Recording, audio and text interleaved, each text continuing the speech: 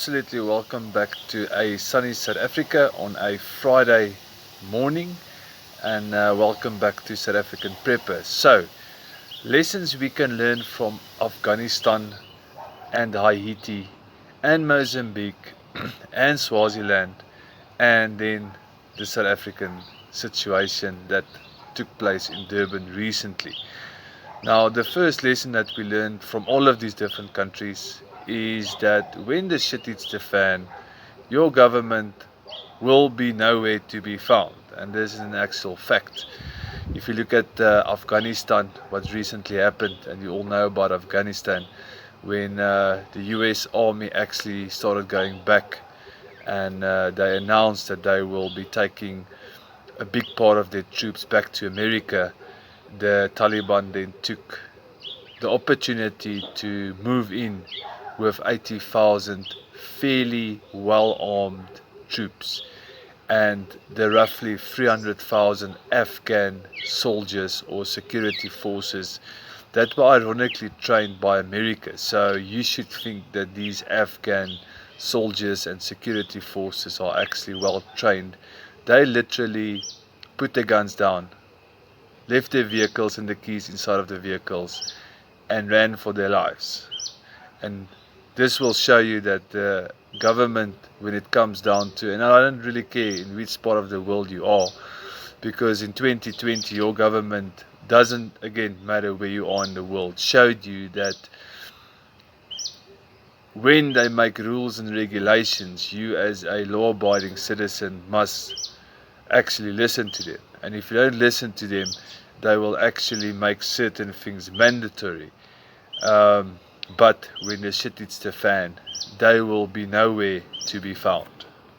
So Haiti is quite interesting because some kind of a natural disaster took place in Haiti, and days after the natural disaster took place, gangs started forming around certain parts of Haiti, and the UN actually reports that when they sent aid to this country, because it was a natural disaster, they actually had to negotiate with these, let's call them gangster groups, to enter certain areas to go and provide aid for the citizens of Haiti.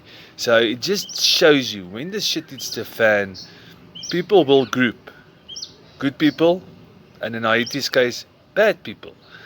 And this is what people really don't understand when it comes down to shit hits the fan. When it comes down to survival, okay, people will do abnormal things.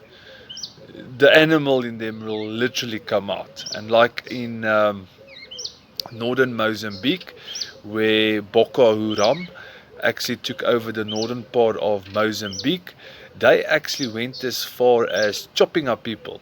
Now, unfortunately, I don't think YouTube will allow us to show the images of this, but you could literally see body parts in certain villages in northern Mozambique being scattered all over the place, and the Mozambican army running away.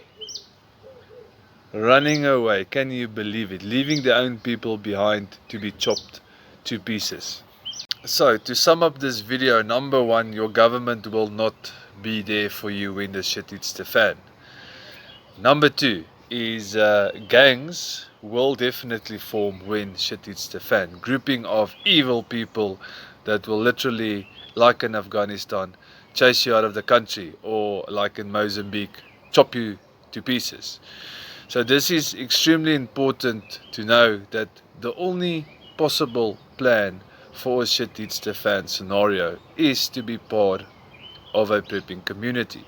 A prepping community where you are firstly organized, where secondly you have a set of plans for, let's say, bugging in or bugging out, and then definitely a big large plan for a permanent collapse or shit hits the fan scenario, by which gangs will actually rule your country.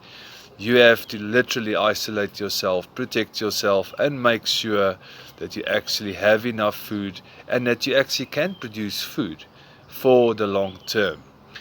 And this is why we make these videos, is to inform people that being part of a prepping community Well, being part of a prepping community and being a prepper yourself is the only way forward.